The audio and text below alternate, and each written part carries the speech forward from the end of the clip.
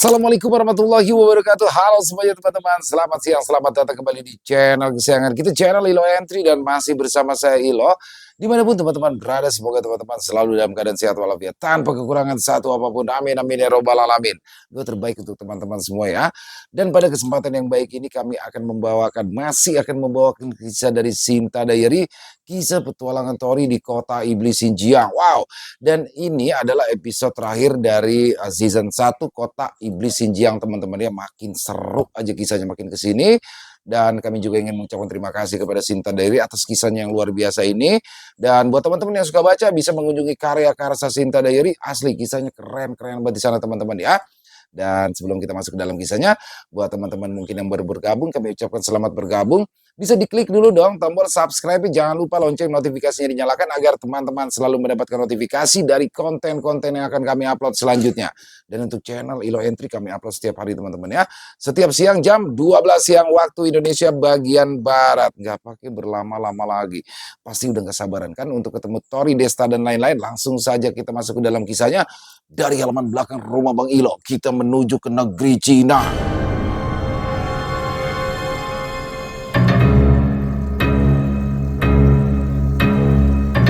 Pengkhianat di antara para kaisar. Kota iblis Xinjiang.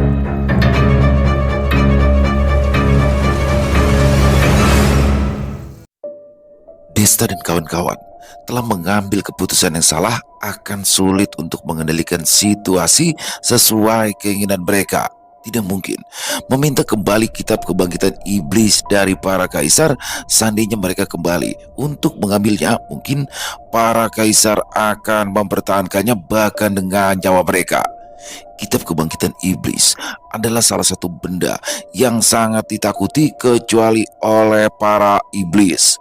Keberadaannya saja sudah menandakan adanya bencana. Tidak tahu apa yang terjadi jika para bangsa iblis tahu bahwa kitab kebangkitan iblis berada di kota terlarang. Mungkin saat ini aman, tapi tidak ada yang tahu untuk kedepannya. Maaf, karena kami masalahnya jadi rumit. Kalau tahu hal ini terjadi, kami tidak akan main-main sampai ke sini, ucap Diva. Bukan salah kalian. Tidak ada yang tahu jika akan terjadi seperti ini, balas Tori. Tapi memang karena ulah kami, sehingga kalian harus menyusul kami. Jadi situasinya seperti sekarang, aku jadi ikut bersalah, saut Devi. Sudah, tidak perlu merasa bersalah. Tidak ada yang harus disesali. Kalian sudah terlibat dalam hal ini. Aku takutnya kalian juga tidak bisa menghindarinya. Daripada menyesali sesuatu yang tidak penting, lebih baik bersiap diri untuk menghadapi apa yang akan terjadi nantinya, ucap Desta. Benar, lagi pula kami juga sudah memperkirakan ini. Mau seperti apa kami menyembunyikan dan mencoba untuk tidak melibatkan kalian, tetap saja kalian akan terbawa cepat atau lambat, saut Jaka. Sekarang kita kembali saja dulu. Semuanya sudah terjadi. Lebih baik kita diskusikan bersama lainnya terkait masalah ini, ucap Tori. Ya, memang tidak ada yang bisa disalahkan. Semua terjadi karena sudah menjadi jalannya seperti itu. Saat ini mereka harus kembali untuk mengambil keputusan bersama. Desta tidak bisa lagi menutupi masalah ini. Biarkan yang lainnya memutuskan sendiri ingin ikut atau tidak. Saat mereka ingin memasuki portal kota terlarang, mereka dihadang oleh 15 sosok misterius. Maaf tuan-tuan, Kaisar memerintahkan kami untuk membawa kalian menemuinya. Ada sesuatu yang penting yang harus Kaisar sampaikan. Mohon bekerja sama dengan kami, ucap salah satu sosok misterius. Kalian pengawal pribadi Kaisar mana? Tanya Tori. Kami adalah pengawal khusus, di bawah perintah semua Kaisar tuan, jawabnya lagi. Baiklah, kami akan ikut kalian. Bisakah para wanita ini tidak ikut serta? Ucap Desta. Mohon maaf tuan, perintah Kaisar adalah membawa kalian semuanya, balas sosok misterius tersebut. Ayo kita segera berangkat, kata Tori. Rombongan Tori dikawal oleh pengawal tersebut. 3 orang memimpin jalan dan 12 lainnya di belakang rombongan Tori. Para pengawal khusus tersebut tidak menuju ke istana kekaisaran. Entah mereka ingin dibawa kemana. Loh, kalian ingin membawa kami kemana? Bukankah istana kekaisaran ada di sebelah sana? Tanya Desta sambil menunjukkan arah di mana istana kekaisaran berada. Kita akan pergi ke tempat pribadi Kaisar, jawabnya singkat. Semuanya tolong dengarkan aku. Ada yang tidak beres dengan mereka. Tidak pernah terjadi Kaisar memanggil tamu secara pribadi ke tempat Kaisar. Di sini, segala keputusan akan ditentukan oleh semua kaisar. Segala persidangan atau pemberitahuan pasti akan berada di aula utara istana. Meskipun aku telah lama meninggalkan alam ini, aku yakin peraturan itu tidak mungkin dirubah. Ucap si Jin dalam keadaan spiritual atau telepati. Hmm, aku sudah menduga itu. Mereka tidak bisa menyembunyikan niat membunuhnya di hadapanku.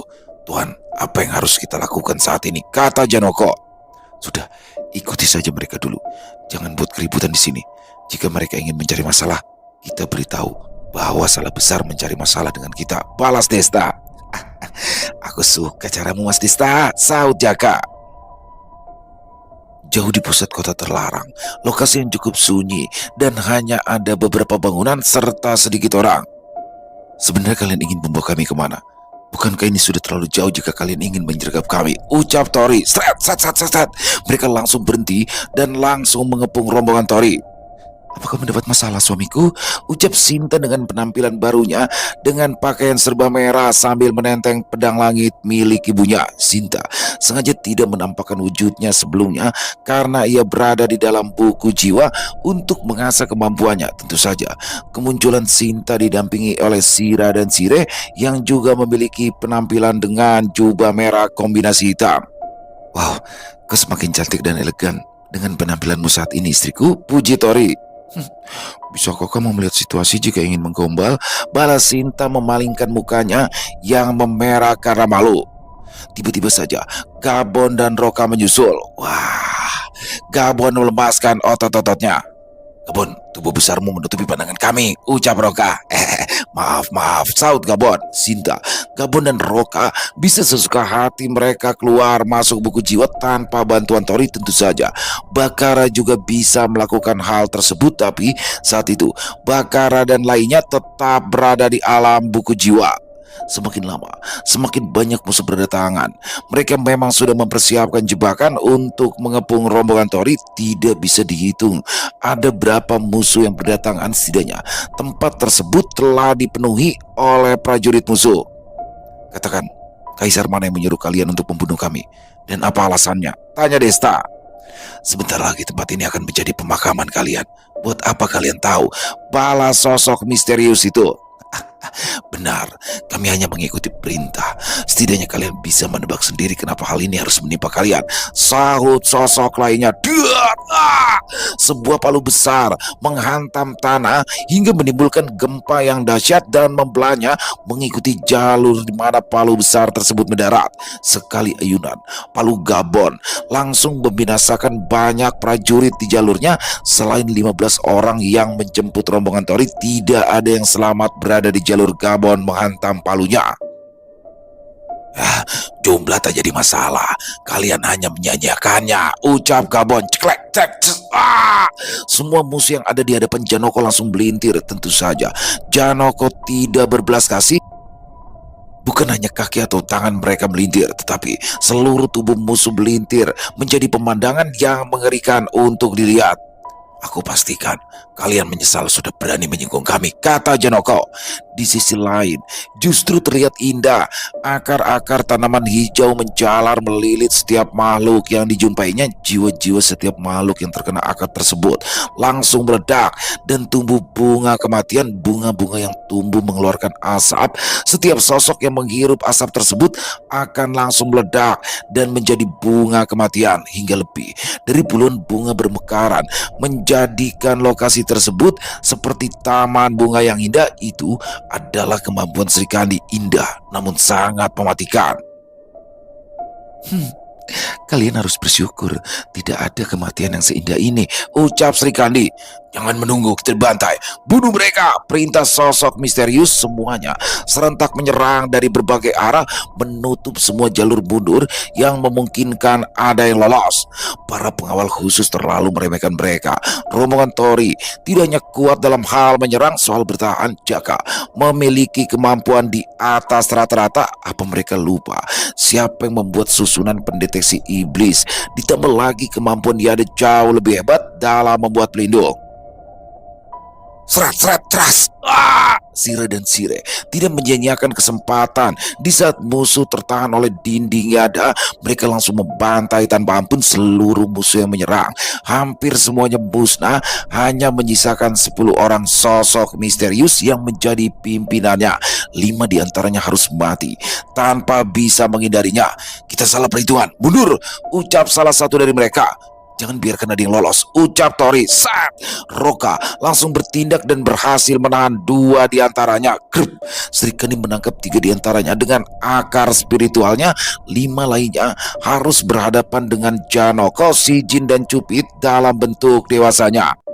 Karena telah mengalami berbagai proses latihan, Cupid akhirnya bisa berubah ke bentuk dewasanya. Bukankah kalian ingin membunuh kami? Kenapa harus lari? Hanya segini kemampuan pengawal kaisar, ejek Jaka. Kalian pikir bisa pergi begitu saja? Kalian ingin membunuh, sudah pasti kalian siap untuk dibunuh, ucap Desta. Kami salah perhitungan. Pengawal mereka ternyata sangat kuat. Bahkan ketiga elemen puncak belum bertindak sama sekali.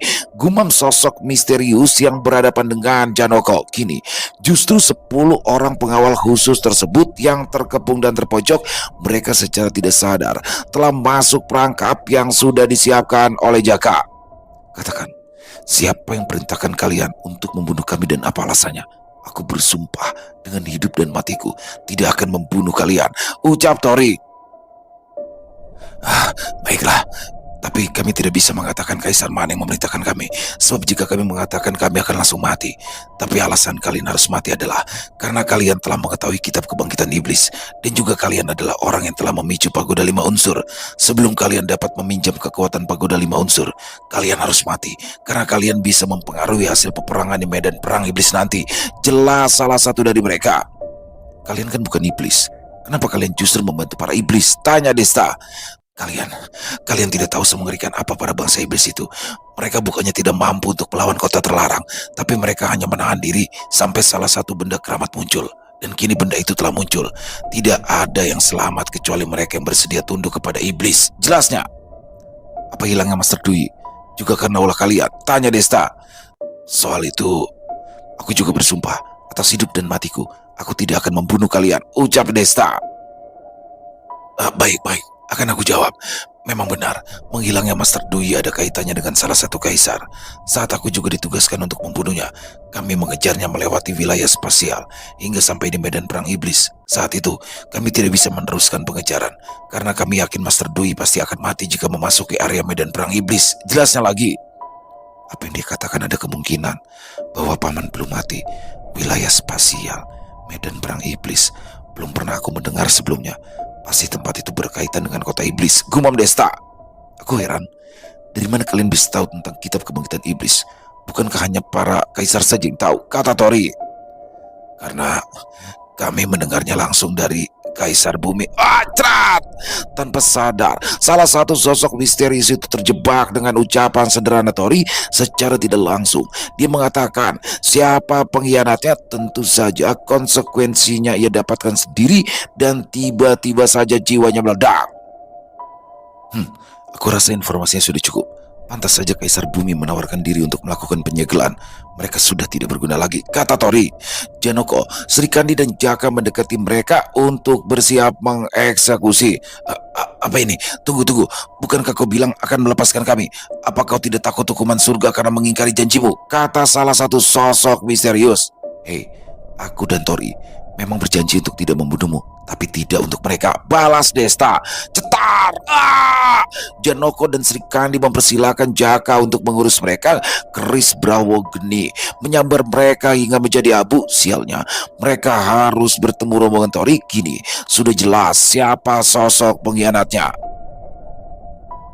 Pantas saja, para penghuni kota iblis masih ada yang bisa lolos meskipun telah dikepung di 5 sudut. Yang menjadi pertanyaan, Kaisar Bumi adalah penguasa kota kura-kura, di mana Tori dan lainnya meninggalkan tubuh fisik mereka. Dengan otoritas Kaisar Bumi bisa saja tubuh mereka dalam keadaan bahaya. Sejauh ini tidak ada yang tahu bahwa Kaisar Bumi adalah pengkhianat. Hanya Tori dan yang lainnya yang mengetahui fakta tersebut. Para tuan dan nona sekalian, lebih baik segera tinggalkan tempat ini sebelum Kaisar Bumi menyadari bahwa orang suruhannya telah gagal menjalankan perintah. Aku takut jika Kaisar Bumi menyadari, dia akan memerintahkan untuk melakukan sesuatu pada tubuh kalian, ucap si Jin. Benar apa yang dikatakan si Jin. Lebih baik kita kembali dulu dan buat persiapan matang. Rombongan Tori akhirnya segera meninggalkan kota terlarang. Sementara itu, saat Narendra meninggalkan tempat Akung Ji, dia sempat mendapatkan masalah karena dihadang oleh Nugui arwah jahat yang bergentayangan di sekitar. Tapi dengan adanya Rara dan Roro, makhluk itu dengan mudah diatasi. Malam itu, Narendra kembali ke penginapan.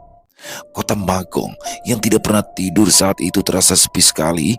Hanya beberapa orang berlalu lalang melakukan aktivitasnya. Hanya ada beberapa warung makan di pinggir jalan yang masih buka. Biasanya kota Magong di mana penginapan mereka berada selalu saja ramai bahkan hingga subuh. Saat itu mungkin sekitar pukul 2 dini hari, tapi terlihat sepi tidak seperti biasanya, terutama di kawasan penginapan. Tidak ada satu orang pun di sana. Dua orang penjaga penginapan tidur pulas dalam keadaan TV yang menyala. Narendra merasakan sesak. Saat memasuki penginapan, dia tahu ada yang tidak beres, tapi dia berusaha untuk pura-pura tidak tahu. Padahal Narendra merasakan ada banyak kehadiran di sekeliling penginapan. Mereka hanya berdiri saja, mungkin karena terhalang oleh penghalang yang jaka pasang. Mereka sangat kuat. Rara dan Roro tidak mungkin bisa mengalahkan mereka semuanya jika harus bertarung. Mereka semuanya memiliki niat pembunuh yang besar. Aku yakin mereka ingin mencelakai teman-teman AA, ucap Rara. Aku merasakan itu juga, Rara. Bantu aku Meraga Sukma. Meskipun aku tidak sehebat teman-temanku, jika ada kalian berdua, aku yakin masih bisa menahan mereka jika seandainya penghalang jaka hancur, balas Narendra. Ya, meskipun Narendra bisa dikatakan paling lemah di antara mereka, tapi saat ia Meraga Sukma, dia memanfaatkan kemampuan Rara dan Roro. Seperti halnya Diva dan Devi, Rara dan Roro bisa menyatu dengan jiwa Narendra sehingga dia bisa memanfaatkan kemampuan mereka. Hal itu bisa dilakukan karena jiwa mereka yang sudah terikat satu sama lain.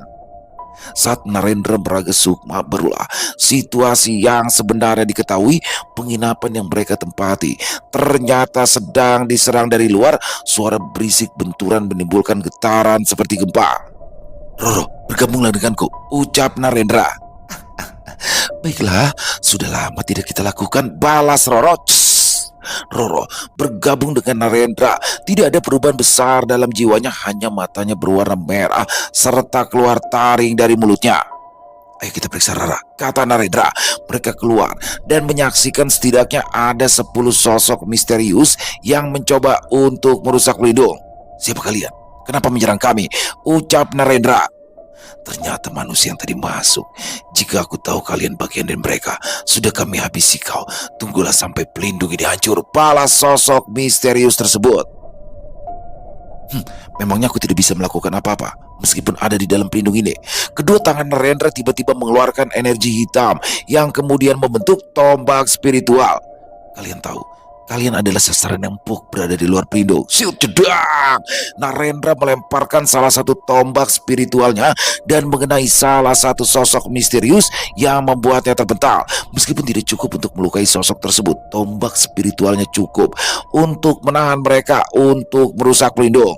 Narendra membuat lebih banyak tombak spiritual. Dengan bantuan Rara, tombak-tombak tersebut berterbangan mengelilingi pelindung dan menyerang siapa saja yang mencoba merusak pelindung di sekitaran. Hal itu membuat para sosok misterius menjaga jarak. Meskipun tombak spiritual tidak mengancam nyawa mereka, tapi jika sampai terkena telak, tentunya akan sangat merugikan bagi mereka. Kurang ajar, kau berani melawan kami. Itu sama saja kau melawan kekaisaran, ucap salah satu dari mereka. Tidak akan aku biarkan kalian merusak pelindung ini. Majulah dan rasakan tombak spiritualku, tantang Narendra. Bagaimana bisa teman-teman mau menyinggung mereka, kata Rara. Mana aku tahu, Rara. Mungkin sudah jadi hal biasa bagi teman-temanku. Kehadiran mereka kan selalu menimbulkan masalah. Tapi disitulah letak keseruannya. Adanya masalah, itulah perjalanan ini menjadi menyenangkan, balas Narendra. Apotek merusak. Sejak kapan terkontaminasi, ucap Rara. Jangan begitu, Rara. Aku juga harus menyesuaikan keadaan. Jika tidak, bagaimana aku bisa menyusul mereka? Aku juga ingin bisa berguna dan tidak ingin terus melihat punggung mereka. Ya setidaknya bisa berdampingan berjuang bersama-sama, balas Narendra dengan penuh semangat. Rara hanya terdiam. Dia hanya khawatir jika ambisi Narendra justru mencelakai dirinya sendiri, tapi Rara tidak mungkin bisa mencegah keputusannya. Dia hanya bisa mematuhi segala perintahnya. Dan sekarang, para sosok misterius menjadi kesulitan mendekati pelindung. Di saat mereka mendekat, tombak spiritual langsung menyerang. Hingga akhirnya 10 sosok tersebut bersatu dan menyerang satu titik. Meskipun mereka berhasil menyentuh pelindung, mereka harus merasakan hantaman tombak spiritual. Narendra bukanlah seorang ahli. Tentu saja energi spiritualnya sangat terbatas. Dia hanya bisa mengeluarkan beberapa tombak spiritual terakhir. Ternyata dia kehabisan energi. Beraninya dia bersikap sombong kepada kita. Ucap salah satu dari mereka. Dia hanya memiliki 4 tombak tersisa. Ayo kita serang bersama-sama dan hancurkan pelindungnya, kata yang lain. Narendra sudah mencapai batasnya hingga Roro harus keluar dari jiwanya. Kini mereka tidak bisa lagi menahan mereka untuk menyerang. Banyak makhluk-makhluk di sana yang hanya melihat tanpa berani ikut campur. Bahkan Jenderal Kung juga tak berkutik sekalipun ada Panglima Tianmeng. Dia juga tidak akan berani mencegah mereka karena mereka adalah para pengawal pribadi Kaisar. Jeduk! Siapa yang berani menyerangku? Ucap salah satu sosok misterius. Yang melakukan serangan ternyata adalah Janoko. Dia menendang sosok tersebut hingga terjungkal karena situasi sangat ramai. Desta tidak ingin bertindak mencolok, jadi tidak ada pembunuhan lagi. Berani-beraninya kalian merusak pelindung yang sudah kubuat. Siapapun kalian berani menyinggung kami, rasakan akibatnya, ucap Jaka. Gawat, mereka kembali. Itu berarti tim yang memburu gagal. Aku harus melaporkan, gumam salah satu dari mereka. Krek, krek, krek. Akar spiritual Serikandi melilit semua sosok misterius tersebut. Mereka tidak bisa pergi dari tempat itu. Hei, apa yang ingin kalian lakukan kepada kami? Kami mendapat perintah dari Kaisar untuk menangkap kalian. Beraninya kalian. Tutup mulutmu. Jika kalian ingin menangkap kami, apa yang kalian lakukan di sini? Kami sudah tahu apa yang sebenarnya terjadi. Kalian tidak akan pernah bisa pergi dari sini, ucap Jaka yang langsung memotong ucapannya. Kalian kembalilah dulu.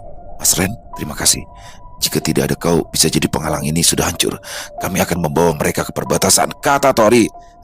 Ya, ini bukan apa-apa. Ada sesuatu yang harus aku sampaikan pada kalian, balas Narendra. Nanti saja Mas Ren, kami akan urus masalah ini lebih dulu, kata Tori. Jenderal Kung, mereka adalah para pengkhianat. Antarkan kami ke perbatasan, ucap Desta. Kung, perintahkan anak buahmu untuk menangkap mereka. Mereka lah yang para pengkhianat, kata salah satu dari mereka. Jenderal Kung tidak punya pilihan selain mematuhi para pengawal Kaisar karena mereka memiliki wewenang yang cukup tinggi setara dengan para panglima tinggi yang menjaga perbatasan. Jedung. Apa kalian berani mengabaikan aku? Ucap si Jin sambil menghentakkan tombak golongnya. Panglima besar si Jin. Ya, dia benar-benar panglima besar. Hormat panglima besar. Para bawahan jenderalku langsung berlutut. Tidak terkecuali makhluk lain yang bukan prajurit. Para pengawal Kaisar tidak bisa berkutik lagi. Ya, wewenang si Jin bukan main-main. Bahkan dia mendapatkan wewenang khusus di atas Kaisar untuk masalah internal. Jenderal Kung, siap. Antarkan mereka ke perbatasan untuk menemui Panglima Tianmeng. Baik, siap, perintah si Jin. Si Jin, ikutlah dengan mereka. Kamu mungkin akan dibutuhkan nanti. Tidak perlu khawatir dengan ada yang di sini, kata Rizka.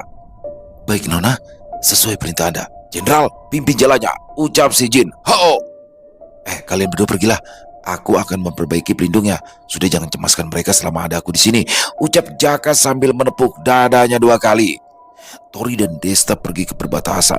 Ingatan si Jin perlahan semakin terbuka. Itu sudah terlihat saat dia menyebutkan nama Tianmeng yang belum pernah didengar di antara mereka. Para penjaga perbatasan langsung memberikan izin untuk masuk menemui Panglima Tianmeng. Di sana mereka bertemu dan menjelaskan semuanya kepada Panglima Tianmeng. Tentu saja para pengawal pribadi Kaisar sempat melakukan drama seolah pihak Torila yang bersalah, tapi dengan bukti-bukti dan keterangan langsung dari si Jin, Tianmeng mempercayainya. Aku tak ingin percaya ini, tapi karena Panglima Besar sendiri yang mengatakan, aku yakin ini benar. Kami selama ini menjaga perbatasan yakin bahwa tidak ada satupun bangsa iblis yang lolos dari kami. Ternyata salah satu Kaisar terlibat dalam hal ini. Pantas saja kami tidak pernah menemukan permasalahannya, ucap Tianmeng. Panglima Tianmeng, lalu apa yang dilakukan dengan mereka? Tanya Desta. Serahkan mereka padaku. Mereka dikirim ke lubang kesengsaraan.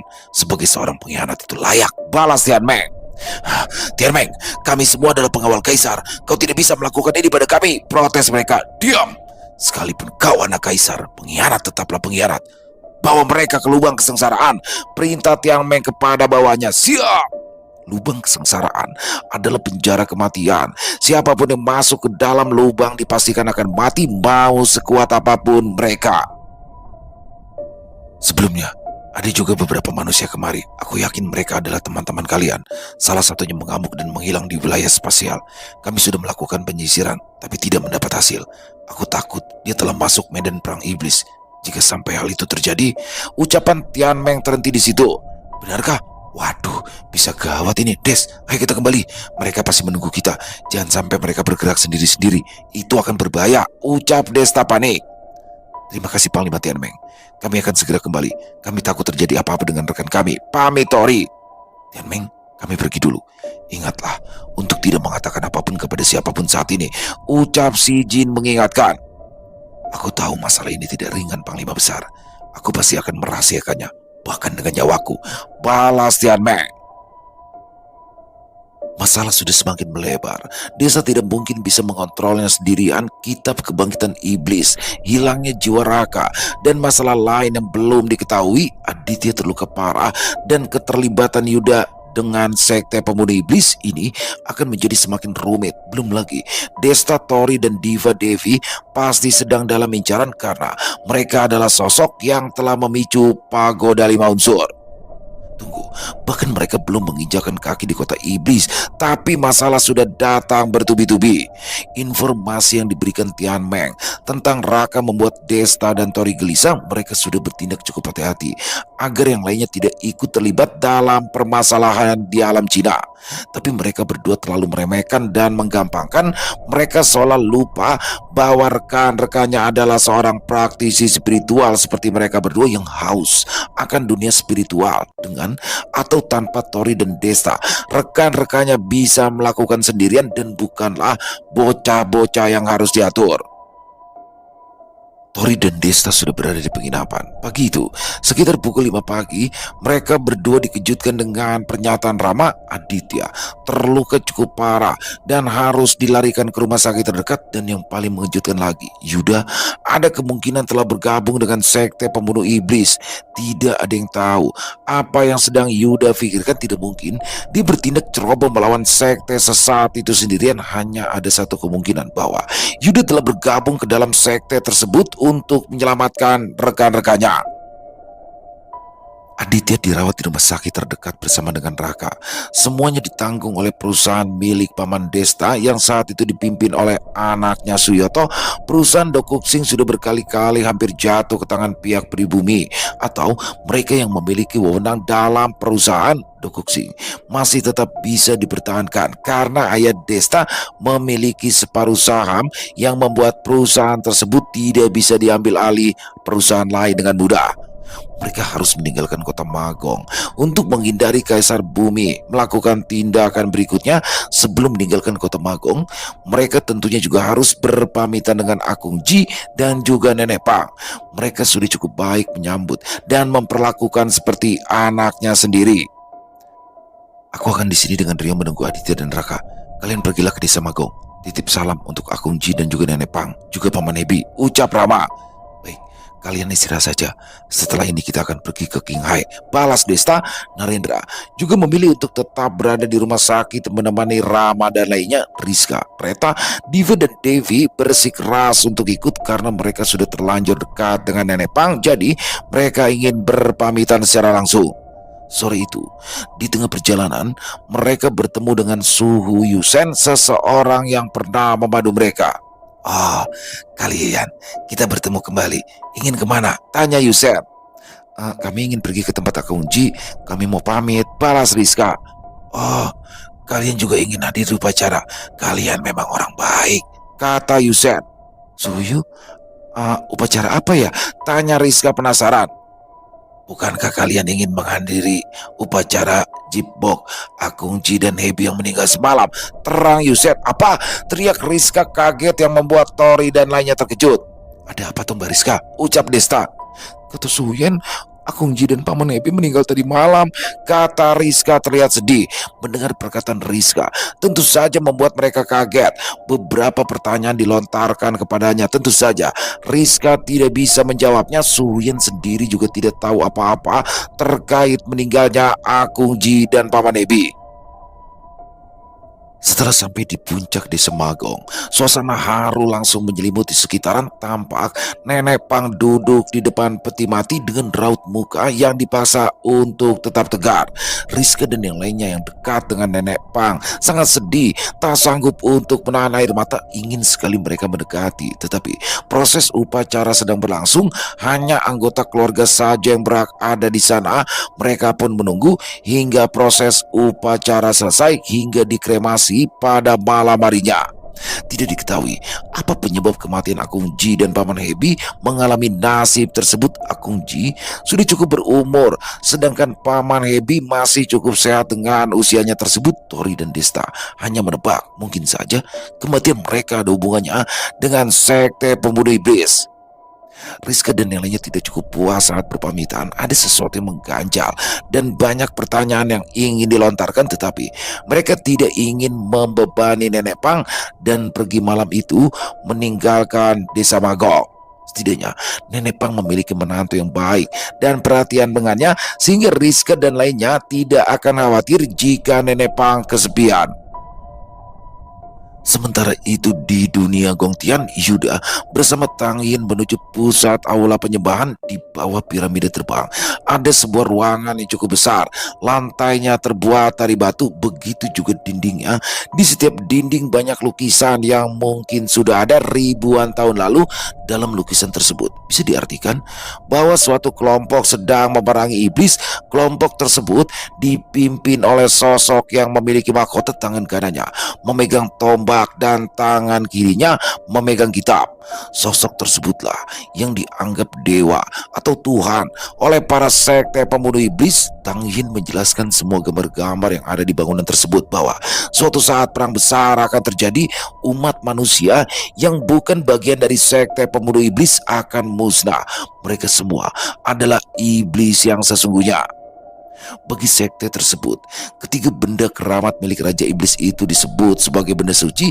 Saat kemunculan semua benda tersebut, dunia akan dibersihkan dan akan terlahir kembali pada zaman manusia yang baru. Tentu saja bagi Yuda, sebuah keterangan seperti itu tidak mungkin bisa meyakinkannya. Dia bukan anak kecil.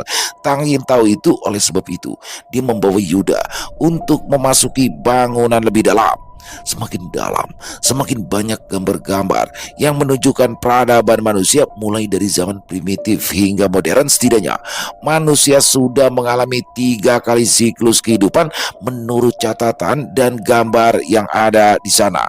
Dahulu, manusia pernah mengalami kehidupan yang sangat modern, lalu runtuh dan kembali ke zaman primitif, berkembang lagi ke zaman modern, runtuh lagi dan kembali ke zaman primitif, dan tibalah di zaman saat ini yang akan menuju ke puncak zaman modern.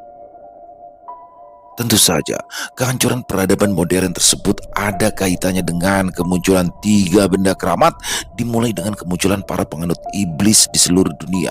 Salah satunya adalah sekte pembunuh iblis di Cina, dan yang paling mencolok adalah Illuminati yang ada di Jerman. Dan sebenarnya sudah mulai banyak bermunculan para aktivis pemuja iblis.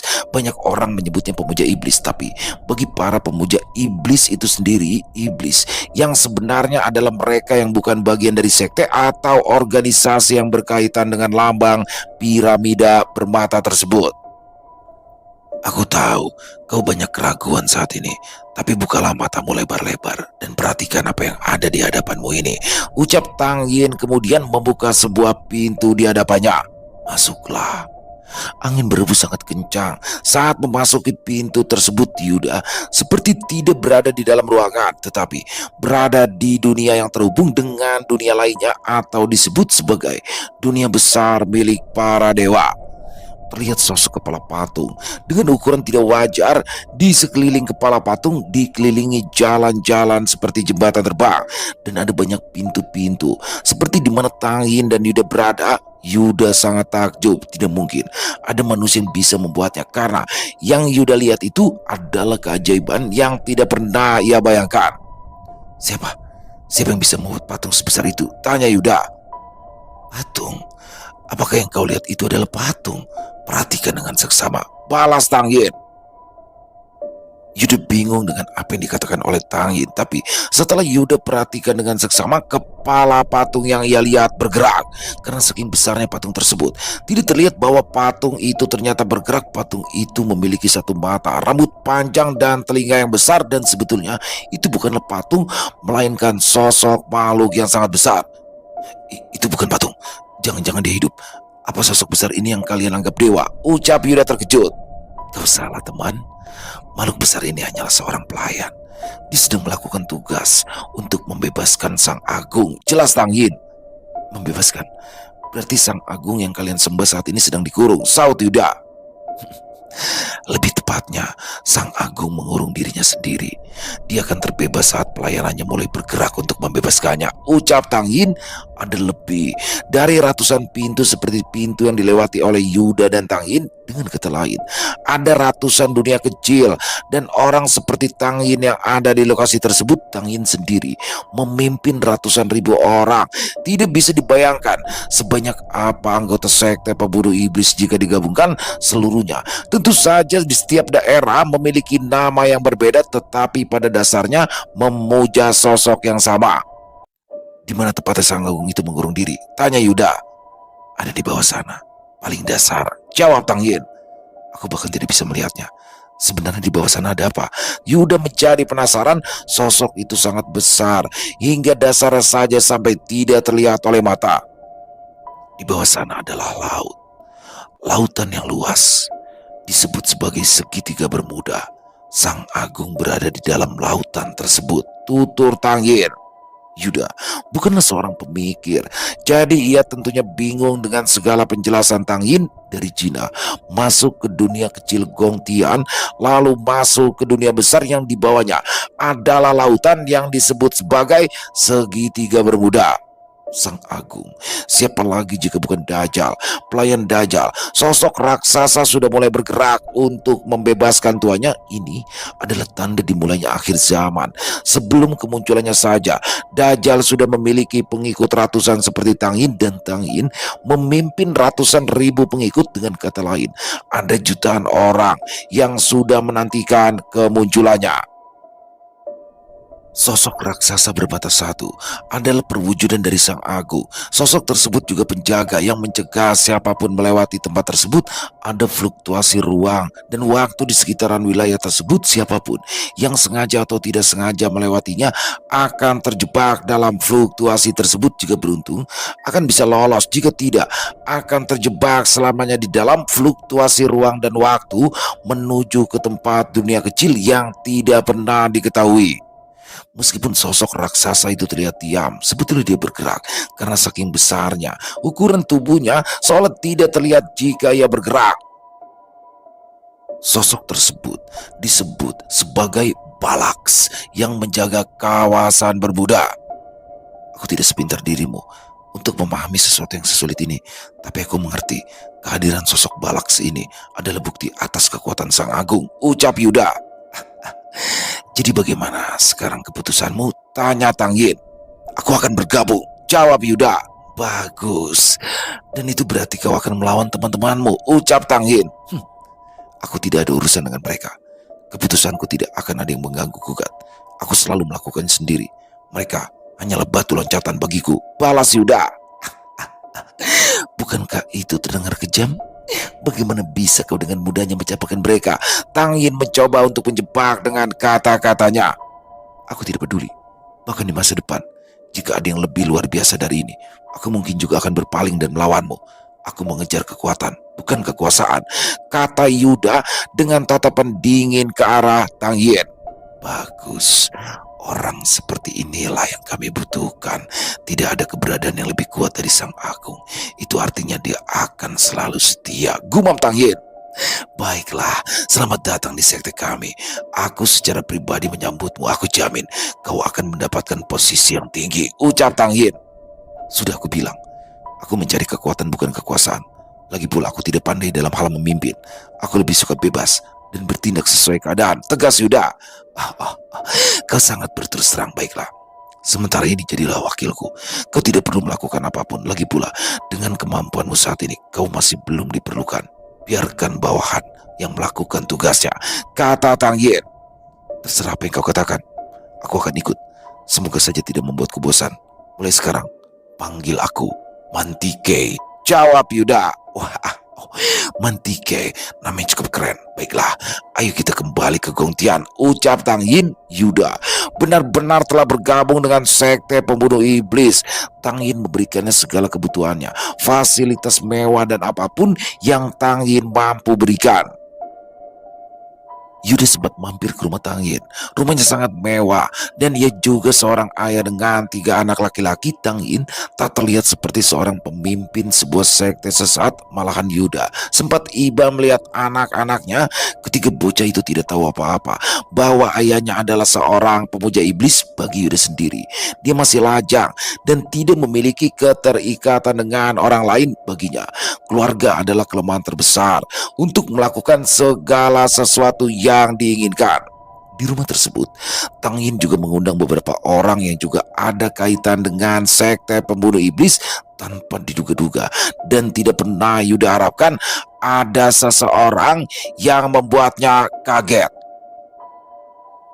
Sementara itu di lokasi Tori dan lainnya berada, Raka dan Aditya dipindahkan ke rumah sakit di Qinghai. Kini mereka memulainya dari Qinghai karena di sana adalah kawasan kota harimau milik Kaisar Api, tepatnya di sebelah Danau Kule di desa Jingdao. Sebenarnya desa Jingdao tidak masuk ke dalam wilayah Qinghai.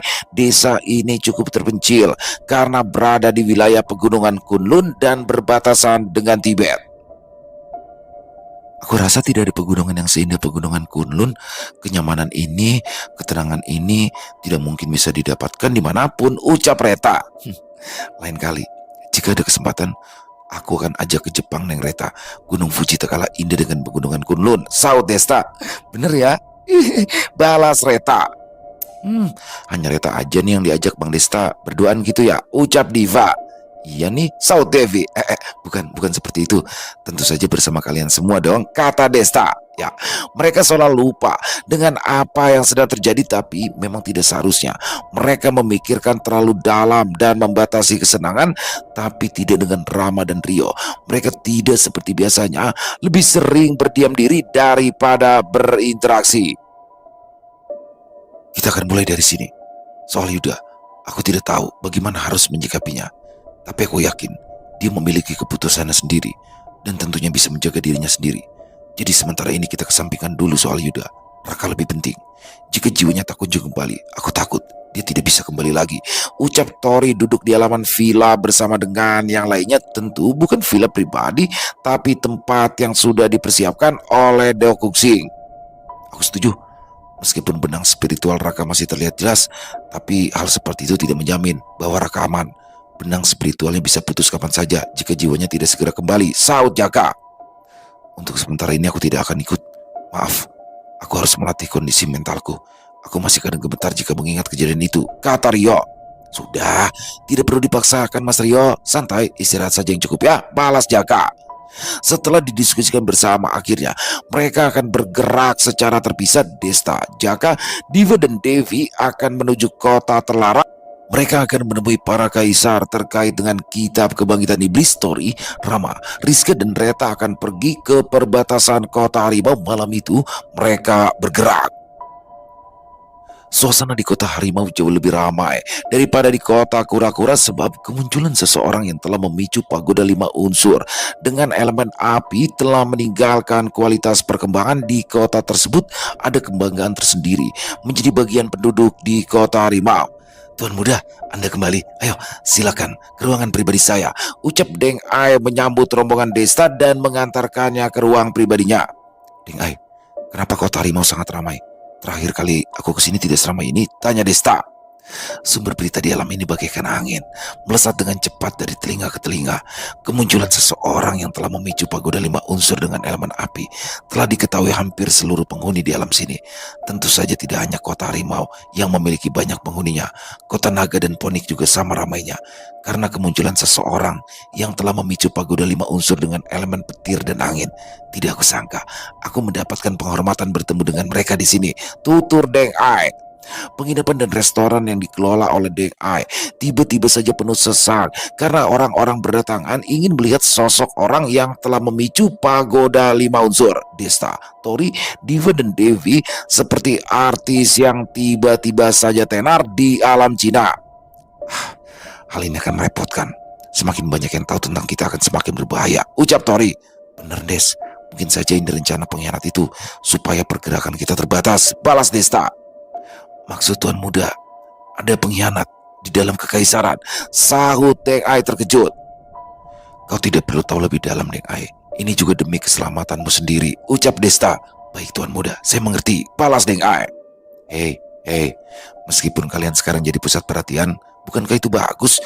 Ya setidaknya tidak akan ada yang berani terang-terangan menyerang kita dong, sahut Jaka. Kau saja yang suka dalam situasi seperti itu. Aku itu tidak sepertimu, yang suka menjadi pusat perhatian, ucap Tori. Ya, aku juga sama sebenarnya. Risih saja dikerumuni banyak orang. Kalian saja yang aneh. Kalian itu tidak menghargai kebanggaan diri sendiri. Biarkan saja mereka memuja kehebatan kita, karena memang kita layak untuk itu, sahut Jaka. Jaka, tingkat kesombonganmu itu sudah menembus langit. Aku takut langit akan segera runtuh, ucap Tori.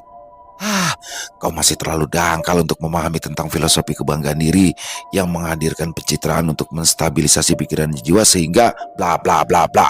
Sambil terpejam, Jaka bicara panjang lebar yang tidak bisa dimengerti oleh yang lainnya. Tori dan yang lainnya langsung meninggalkan ruangan. Ya, meninggalkan Jaka seorang diri bersama Deng Ai. Di bawah sangat ramai. Para makhluk datang ke restoran hanya untuk melihat mereka. Mereka memesan makanan hanya sebagai formalitas saja karena mereka tidak mungkin duduk tanpa memesan makanan. Desta dan yang lainnya segera meninggalkan lokasi. Akan semakin rumit jika semakin banyak para makhluk yang berkumpul. Lihat, mereka ada di sana. Wah, ternyata mereka masih muda dan berbakat. Mereka mengarah kembali, ucap beberapa sosok dan semuanya yang mulai berdiri untuk melihat dari dekat. Jaka kemudian baru menyadari jika ia telah ditinggal seorang diri. Sial, mereka meninggalkan aku sendirian. Kenapa aku diam saja, Deng Ai? Kata Jaka.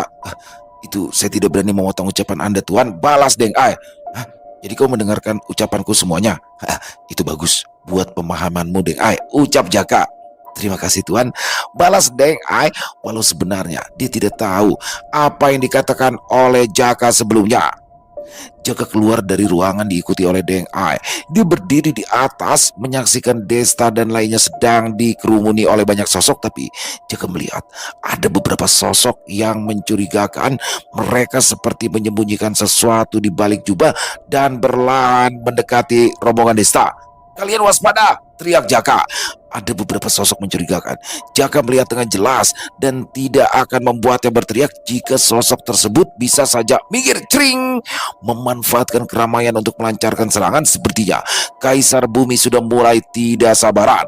Dari lantai atas restoran, Jaka menyadari ada yang mencurigakan. Setidaknya ada lebih dari 5 orang yang mendekati rombongan Desta dengan terburu-buru.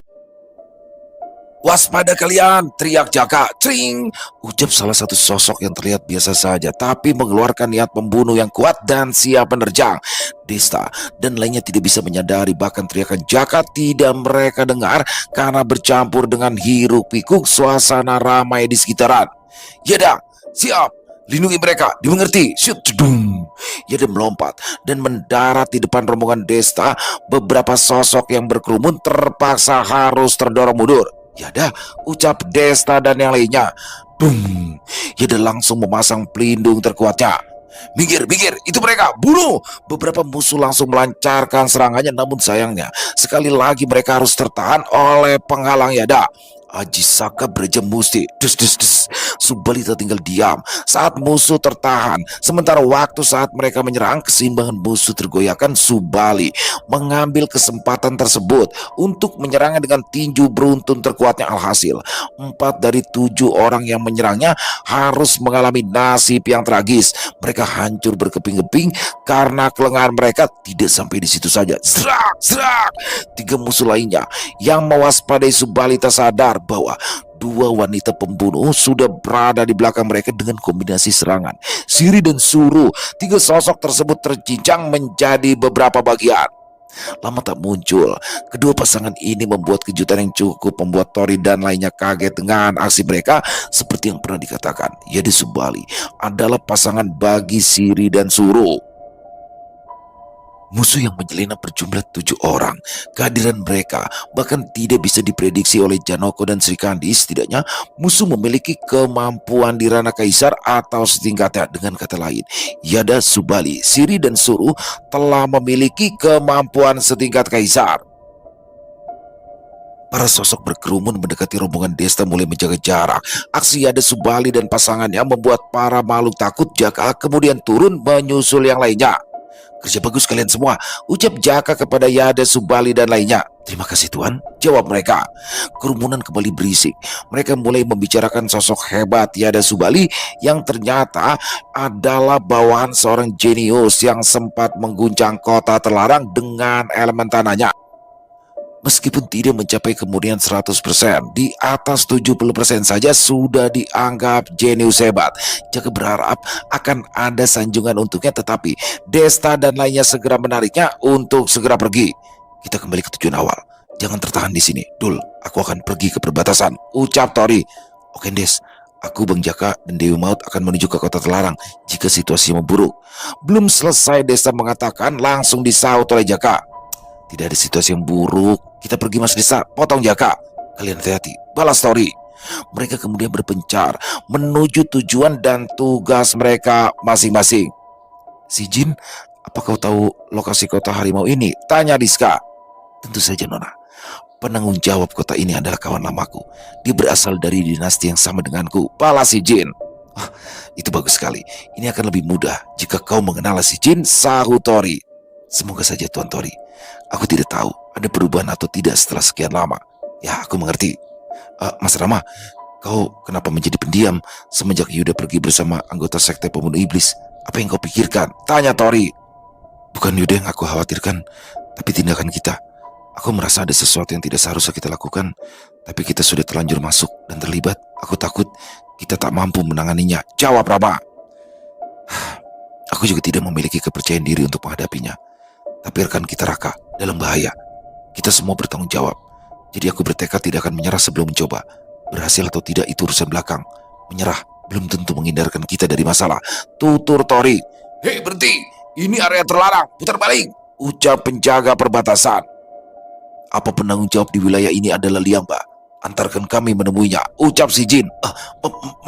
Maaf Lima Besar, telah bersikap arogan. Ayo silakan ikuti kami, balas salah satu penjaga perbatasan. Mereka kemudian masuk ke perbatasan. Suasananya tidak jauh beda dengan perbatasan di kota Kura-Kura. Yang membedakan hanyalah seragam para penjaga perbatasan. Wilayah Kura-Kura memiliki warna coklat identik dengan elemen tanah. Wilayah Harimau memiliki seragam warna merah belang. Tempat ini sepertinya aku pernah merasakan sensasi seperti ini, tapi entah di mana, kata Cupid. Benarkah? Kira-kira di mana tempat tersebut? Apa itu ada hubungannya dengan tempat asalmu, Cupid? Balas Reta. Aku tidak tahu, ucap Cupid sedih. Tidak perlu murung, belum waktunya kau mengetahuinya, Cupid. Dimanapun kau berasal, aku tidak peduli. Kau akan selalu menjadi temanku, saut Reta sambil mengelus kepala Cupid. Cupid memeluk Reta, kepala Reta yang sedang duduk di baunya. Sejak kapan Cupid bisa bicara? Kata Tori. Sudah cukup lama Bang, tapi dia memang jarang berucap, hanya saat momen tertentu aja, balas Reta. Wilayah spasial di perbatasan kota Harimau memang sama seperti wilayah lainnya, tapi belakangan ini banyak pasukan kecil berdatangan dari kota iblis. Tuan Liang, Panglima Besar telah berkunjung, ucap prajurit penjaga perbatasan. Apa katamu? Liang Ba langsung mengeceknya sendiri. Tori dan lainnya berada di luar menunggu. Si Jin, teriak Ling Ba. Liang. Mereka saling menyapa dan berbahasa basi seperti kawan lama yang sudah lama tak berjumpa. Apa yang membawamu ke sini si Jin? Tanya Liang Ba. Tanpa mengulur waktu, si Jin menceritakan semuanya tentang kitab kebangkitan iblis hilangnya rekan Tori dan juga minta bantuannya untuk pergi ke perbatasan kura-kura tanpa harus melewati portal karena akan sangat mencolok jika melewati portal kota harimau untuk menuju portal kura-kura. Baiklah, aku bisa membantu kalian. Gunakanlah gerbang pembatas. Kalian bisa langsung tiba di wilayah spasial di kota kura-kura, ucap Liang Ba. Dengan bantuan Liang Ba, rombongan Tori dengan mudah pergi menuju perbatasan kura-kura tanpa disadari banyak orang. Gerbang pembatas memiliki fungsi yang sama dengan portal di kota-kota lainnya, hanya saja gerbang pembatas difungsikan untuk mendatangkan bantuan dari wilayah lainnya atau mengirim bantuan ke wilayah lain di 5 kota yang terhubung untuk menjaga agar penghuni kota iblis keluar. Sial, kenapa aku gemetar mendengar kitab kebangkitan iblis? Siapa yang menyangka kehancuran akan datang sedekat ini? Gumam Liang Ba gemetar sambil melihat rombongan Tori pergi melalui gerbang pembatas. Sementara itu, Desta dan yang lainnya cukup kesulitan untuk pergi ke portal harimau. Dia masih menjadi pusat perhatian, tapi dengan bantuan jenderal yang menjaga portal, Desta dan yang lainnya bisa lebih mudah untuk pergi. Bang, lebih baik melewati jalur umum saja untuk menuju istana kekaisaran, menghindari jika Kaisar Bumi menyadari kita, ucap Diva. Ya, aku juga berencana untuk lewat jalur yang biasanya digunakan oleh para makhluk lainnya, balas Desta. Di sepanjang perjalanan, mereka tidak memiliki hambatan dan pilihan mereka tepat untuk mengambil jalur umum karena tidak terlalu mencolok, tapi mereka harus melewati beberapa gerbang untuk sampai di istana kekaisaran. Dengan reputasi Desta yang telah memicu pagoda 5 unsur, tentu saja mudah baginya untuk masuk di setiap gerbang. Totalnya ada 9 gerbang baru bisa sampai di halaman istana. Di gerbang terakhir menuju istana kaisar, berhenti. Sebutkan apa tujuan kalian kemari, ucap penjaga gerbang ke-9, Jenderal Sang. Jenderal, kami ingin menemui para kaisar. Tolong jangan mempersulit kami, balas Desta. Wow, Anda adalah orang yang memicu pagoda 5 unsur api ilahi. Kenapa Anda lewat sini?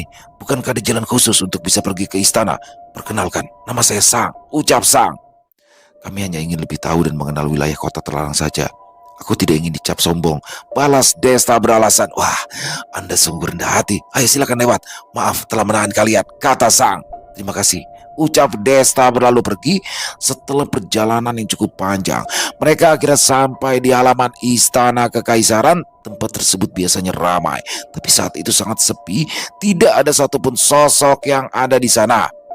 Nah, ada yang tidak beres di sini. Berhati-hatilah, ucap Mbak Basil. Nalurinya merasakan sesuatu yang berbahaya. Ya Mbak, aku tahu. Apa pada akhirnya kita ketahuan juga ya, balas Desta. Mereka datang, ucap Jaka. Puluhan sosok misterius langsung mengepung mereka. Diva dan Devi langsung berubah menjadi Dewi Maut. Desta juga bersiap dengan ajian andalannya. Jaka juga telah mengantisipasi dan bersiap untuk bertahan dan menyerang. Kalian pada pengkhianat, berani-beraninya datang kemari, ucap salah satu sosok misterius. Tidak perlu basa-basi untuk membalikan fakta. Ucapan kalian itu tidak ada artinya bagi kami. Brr, kata Desta langsung mengeluarkan api komara. Cetar! Keris Brawo Geni langsung menyambar musuh. Tentu saja mudah bagi para sosok itu menghindarinya karena Jaka juga tidak berniat untuk menyerang, hanya menggertak saja. Akurasi cemeti api Brawo Geni sangat buruk, akan mudah untuk dihindari. Serangan barusan bisa membelah kami. Untung saja kami bisa menghindar, gumam salah satu sosok misterius. Hentikan. Aku hanya mengetes kalian. Aku berniat menyambut secara pribadi. Ucap salah satu sosok yang tidak terlihat kemudian muncul di balik kegelapan istana. Ya, Kaisar Bumi tiba-tiba muncul. Sambutan macam apa itu dengan mengepung rombongan Desta? Apa benar Kaisar Bumi hanya sekedar mengetes? Seharusnya bisa dilakukan saat mereka pertama kalinya bertemu. Tentu saja ada yang aneh dengan situasi saat itu. Kemunculan Kaisar Bumi yang tiba-tiba tentu memperkuat dugaan para kaisar bukanlah manusia. Meskipun seandainya mereka dulunya seorang manusia sekalipun tidak bisa dibandingkan kecerdasannya dengan manusia yang sebenarnya, seperti halnya Raden Ronggo yang telah kehilangan sisi manusianya. Tapi rombongan Desta masih bersikap biasa saja, seolah tidak tahu apa yang sedang direncanakan oleh Kaisar Bumi. Suatu kehormatan bisa disambut secara langsung oleh Kaisar, kata Desta memberikan penghormatan. Kalian adalah para jenius yang bertalenta. Aku sangat kagum. Bagaimana jika mampir ke tempat pribadiku? Aku sangat ingin menyambut kalian sebagai tamu pribadiku. Kaisar Bumi memberikan penawaran.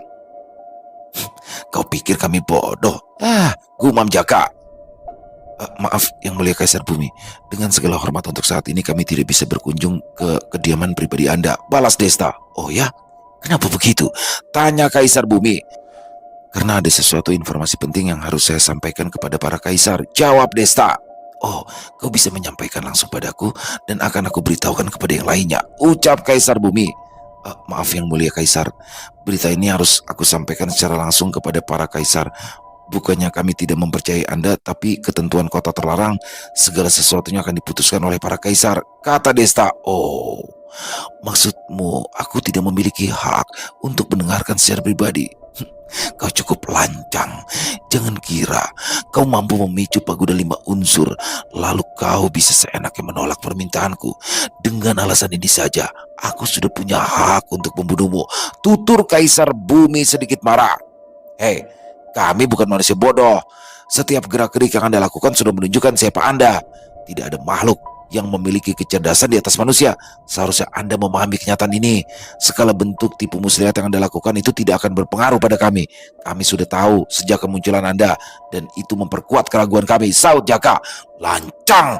Kaisar Bumi merasa dipermainkan. Dia sangat marah dan langsung bertindak. Serangan yang sangat dahsyat, padahal itu hanyalah serangan biasa. Kau tidak sepantasnya berbuat itu, Kaisar Bumi. Itu tidak memberikan contoh yang baik sebagai seorang kaisar, ucap Kaisar Api yang menahan serangan Kaisar Bumi. Jangan menghalangi jalanku, Kaisar Api. Mereka sudah bertindak lancang padaku, balas Kaisar Bumi. Apakah sudah tidak menghormati kami? Segala sesuatu harus didiskusikan dengan para kaisar. Tindakanmu ini murni atas dasar egomu sendiri. Ada apa denganmu sebenarnya, Kaisar Bumi? Jelas, Kaisar Api. Akhir-akhir ini aku mengalami kegelisahan. Aku takut benda itu jatuh ke tangan bangsa iblis. Aku menjadi sangat protektif, Kaisar Bumi beralasan. Kami paham kegelisahanmu. Maka dari itu kami tidak bisa membebankan semuanya padamu dan sudah memutuskan untuk menjaga bersama-sama. Kenapa harus menderita sendirian? Itulah alasanmu melampiaskan pada mereka, aku ceroboh. Mereka ini adalah harapan kita dan justru kau mau mencelakainya, kata Kaisar Api. Terima kasih sudah menyadarkan aku. Maaf, ucap Kaisar Bumi. Sudah, tidak perlu dipikirkan, Kaisar Bumi. Kami juga tidak terluka, jawab Desta. Kosong, cepat atau lambat akan terbongkar juga nih, gumam Jaka. Ada perlu apa? Kalian semua datanglah ke aula utama. Biarkan kami mendengar apa yang ingin kalian sampaikan, ucap Kaisar Api. Baik, Yang Mulia Kaisar Api, jawab Desta. Rombongan Desta langsung menuju ke aula utama. Tentu saja Kaisar Bumi tidak berkutik, hanya memandang sinis karena Desta. Di aula utama sangat banyak orang. Mereka adalah para penasehat, pengawal pribadi, dan juga para petinggi di seluruh kota. Apa yang ingin kalian sampaikan sehingga harus datang kemari, kata Kaisar Langit. Tapi saya ingin menyampaikan sesuatu yang tidak boleh diketahui banyak orang, jika berkenan selain para kaisar, ucap Desta. Katakan saja. Sudah tidak menjadi sebuah rahasia lagi di antara para petinggi di semua kota. Mereka juga harus tahu tentang kemunculan kitab kebangkitan iblis.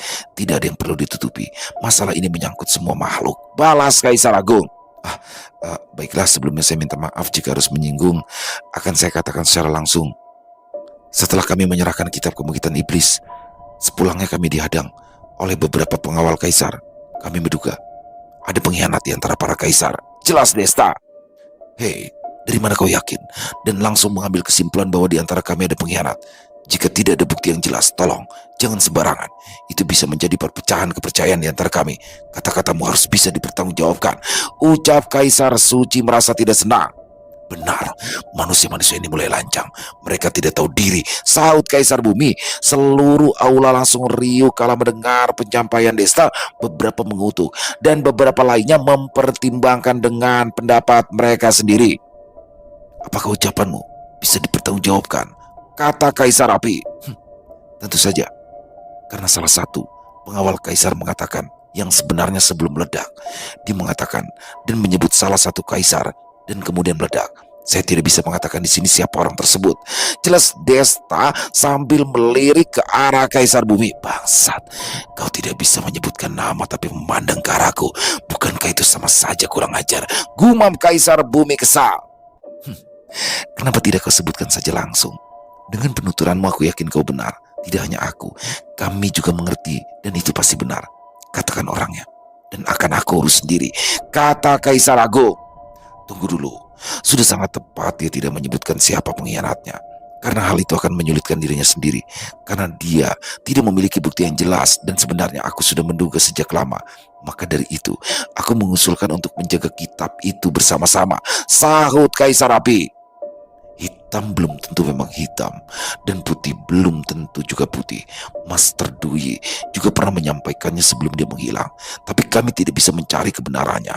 Seandainya memang ada pengkhianat di antara kami menjamin dia tidak akan lepas dari penjagaan kami. Kau harus bisa menjaga dirimu sendiri dari ancaman pesuruhnya, ucap Kaisar Langit. Aku menyarankan kalian yang telah memicu pagoda 5 unsur untuk memasukinya dan meminjam kekuatannya. Dengan begitu bisa menjaga dirimu sendiri, kata Kaisar Agung. Aku setuju, Kaisar Api. Setuju, kata Kaisar Langit. Aku juga setuju, kata Kaisar Suci. Tentu saja aku setuju, kata Kaisar Bumi. Bagaimana? Apa kau bersedia memasuki pagoda 5 unsur? Tentu saja, memasukinya tidak mudah. Itu tergantung keberuntunganmu. Master Dwi pernah memasukinya tapi dia tidak mendapatkan hasil apa-apa, ucap Kaisar Api. Pagoda 5 unsur bukanlah menara biasa. Di dalam pagoda 5 unsur terdapat dunia sumber elemen yang berisi sumber energi leluhur atau inti elemen. Meskipun Desta Tori, Diva dan Devi memiliki elemen leluhur, hanya sebagian kecilnya saja yang bisa mereka keluarkan. Karena elemen yang mereka miliki bukan untuk pertarungan, melainkan itu adalah bakal atau kunci untuk memasuki dunia sumber. Dunia jin sangat misterius dan unik, memiliki banyak dunia besar dan kecil dan tentunya saling terhubung. Mungkin saja dunia paralel di dunia manusia itu juga ada, tetapi tidak pernah ada yang bisa membuktikan kebenarannya. Terima kasih atas kepeduliannya Kaisar, tapi ada sesuatu yang lebih penting yang ingin kami lakukan, balas Desta. Aku tidak tahu apa yang ingin kalian lakukan, tapi memasuki pagoda 5 unsur mungkin kau bisa mendapatkan informasi lebih tentang Master Dwi. Mungkin dia tahu kebenarannya tentang alam ini dan menyembunyikan informasi tersebut di dunia sumber kecil, tapi terserah padamu, ucap Kaisar Api. Bang Des, jangan lupa tujuan abang ke sini. Soal yang lainnya tidak perlu Bang Des pikirkan sendiri. Masih ada Bang Tori, Bang Jaka dan lainnya, bisik Diva. Desta terdiam sejenak memikirkannya. Baiklah, aku memutuskan untuk memasuki pagoda 5 unsur karena aku butuh informasi yang jelas mengenai pamanku. Karena aku merasa pamanku tidak akan mungkin mati dengan cara yang mudah. Aku mengenalnya lebih dari siapapun, ucap Desta. Aku bisa mendampingimu jika kau ingin memasuki pagoda 5 unsur, balas Kaisar Api. Bagaimana denganmu? Apa kalian berdua juga ingin masuk ke pagoda 5 unsur? Kalian berdua layak karena telah memicu pagoda 5 unsur dengan elemen angin, kata Kaisar Agung. Tentu saja, jika memang ada manfaat yang bisa didapat, kenapa harus menyanyiakan kesempatan? Jawab Diva. Bagus, aku akan mendampingi kalian berdua, ucap Kaisar Agung. Sebetulnya kau cukup berbakat. Aku juga bisa merekomendasikanmu untuk masuk pagoda 5 unsur jika kau mau, kata Kaisar Bumi. Maaf, aku tidak tertarik. Aku sudah cukup kuat meskipun tidak memasuki pagoda 5 unsur. Jalan instan bukanlah sesuatu yang bisa dibanggakan, jawab Jaka. Manusia sombong. Kita lihat nanti apa kau masih bisa bicara seperti ini saat waktunya tiba, gumam Kaisar Bumi. Mereka tahu bahwa memasuki pagoda 5 unsur bukanlah sesuatu yang instan. Jaka hanya beralasan karena tidak ingin ada kontak dengan Kaisar Bumi. Sementara itu, di wilayah spasial di gerbang perbatasan kota Kura-Kura, Tianmeng sudah menyadari jika akan ada seseorang yang melewati gerbang perbatasan, jadi dia dan para bawahan sudah menunggu. Selamat datang Panglima Besar, kata Tian Meng. Meng, sepertinya kami harus merepotkanmu untuk pergi ke medan perang iblis. Kami harus menemukan rekan mereka. Pintas izin. Baik, kami akan menyertai. Apakah akan langsung berangkat sekarang? Tanya Tian Meng. Ya, sekarang juga kita akan pergi. Sautori. Medan perang iblis tidak sesederhana kelihatannya. Tapi sudahlah. Mari, akan saya tunjukkan jalannya. Ucap Tian Meng. Medan perang iblis. Tempat seperti apa itu? Apa benar jiwa Raka akan pergi sampai sana? Seharusnya mereka benar-benar mendengarkan peringatan Suyoto di akhir katanya. Jika situasi sudah tidak terkendali, larilah. Meskipun harus mengabaikan rekan-rekanmu.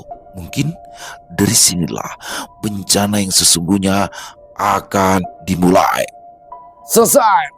Luar biasa. Season 1 dari Kota Iblis Shinji yang akhirnya selesai, dan luar biasa sekali di sini. Banyak misteri yang masih belum terpecahkan ya.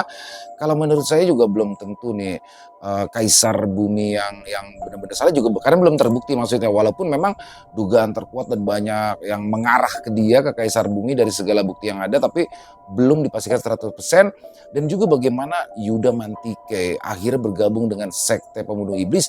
Apakah Yuda benar-benar bergabung atau itu hanya sebagian trik dari Yuda, kita juga belum tahu nih. Yang pastinya seru pakai banget, dan untuk masuk ke season kedua nanti pasti jangan sampai ketinggalan dong buat teman-teman semua ya. Dan sekali lagi kami ucapkan terima kasih kepada Sinta Diary atas izinnya untuk saya bisa membawakan kisah yang luar biasa ini, dan semoga saja kisah barusan bisa menghibur teman-teman semua, para pecinta penikmat horor misteri, lebih khususnya lagi kepada para subscriber dari channel Ilo Entry. Buat yang punya komentar lain, yang punya pendapat lain tentang kisah barusan, silakan bisa menuliskan di dalam kolom komentar, ataupun hanya sekedar saling menyapa. Insya Allah kami akan menjawab satu persatu. Buat teman-teman yang suka dengan videonya, bisa diklik tombol like-nya, tombol jempolnya, boleh juga dong dibantu share link videonya ini ke teman-teman yang lain agar juga ikut merasa terhibur. Dan buat teman-teman yang belum subscribe, sekali lagi bisa diklik dulu tombol subscribe-nya. Jangan lupa lonceng notifikasinya dinyalakan agar teman-teman selalu mendapatkan notifikasi dari konten-konten yang akan kami upload di setiap harinya. Dan kami juga ingin mengucapkan terima kasih ya kepada seluruh teman-teman yang sudah selalu setia hadir setiap harinya, yang sudah selalu mendukung kami, karena teman-teman lah kami selalu bersemangat berkarya di setiap harinya. Di akhir kata saya Ila mengucapkan permohonan maaf apabila mungkin dalam pembawaan kisahnya ada kata-kata saya yang salah, ataupun ada kata-kata saya mungkin yang kurang berkenan. Saya mohon dibukakan pintu maaf yang seluas-luasnya. Sampai berjumpa lagi besok jam 12 siang masih bersama saya Ilo di channel Ilo Entry. Salam sehat, sukses, bahagia selalu untuk kita semua. Assalamualaikum warahmatullahi wabarakatuh.